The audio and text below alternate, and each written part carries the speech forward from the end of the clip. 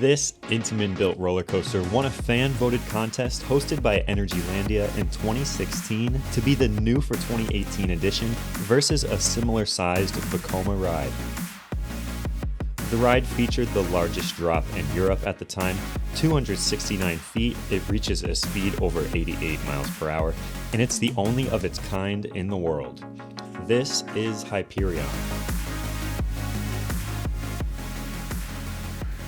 Considered an Intamin MEGA Coaster, this model can be found starting from the year 2000 with the once rated best coaster in the world, Superman Ride of Steel at Six Flags New England, USA. The model has evolved its train and car types through the years, always staying with 2 across seating. However, Hyperion is a massive ride with 4 across rows. This huge train creates a ride like no other.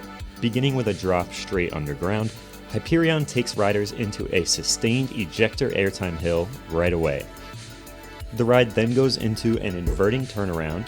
What follows is a series of overbanked turns, more airtime moments, and turns and twists next to the parking lot of the Energylandia theme park. Hyperion isn't the smoothest Intamin out there, but it wasn't something that bothered me, and the inner seats are smoother if you want a less intense experience.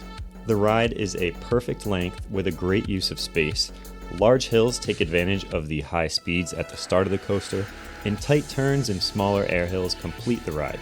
It's an out and back into twister type format, which balances out the attraction perfectly.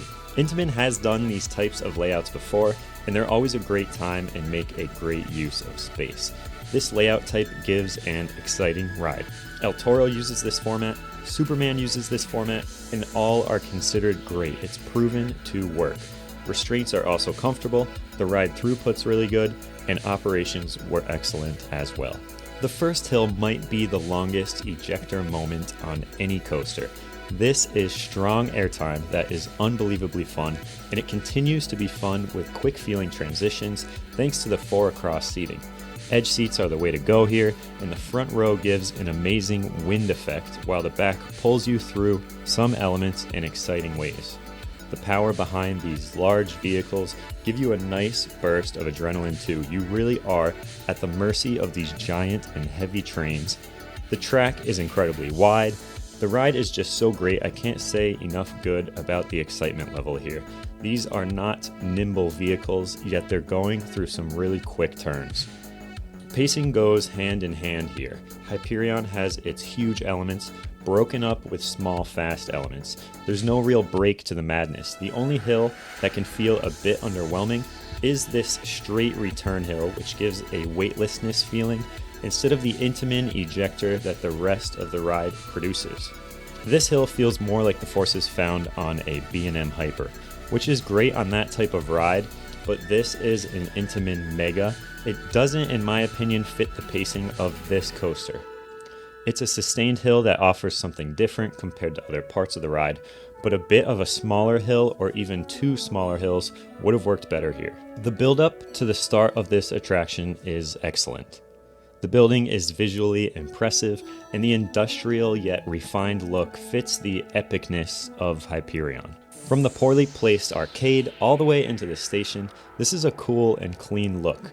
Of course, once on the actual course of the coaster, there's not much to see, but it's not super needed on something with this style, pace, and layout. I do, however, think that some type of theming to create more near misses would do a lot for this ride.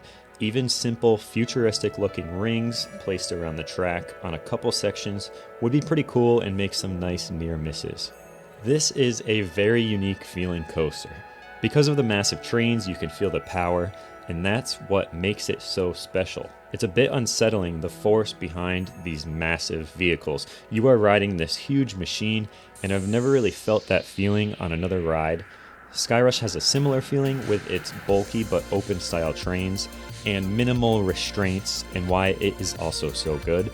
But Hyperion is more refined than that and just an absolutely incredible ride. Many do not agree with my rating for this coaster. No one I was with found it to even be the best in the park, but this is my favorite ride of our European trip so far, halfway through.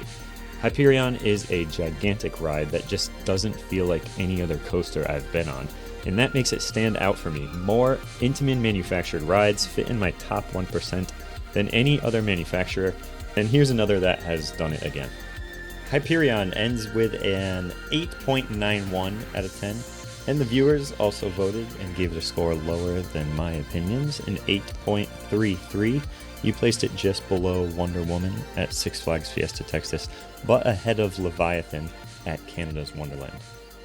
As always, thank you for watching this review, and until next time, where we will be going to review Lek Coaster. See ya.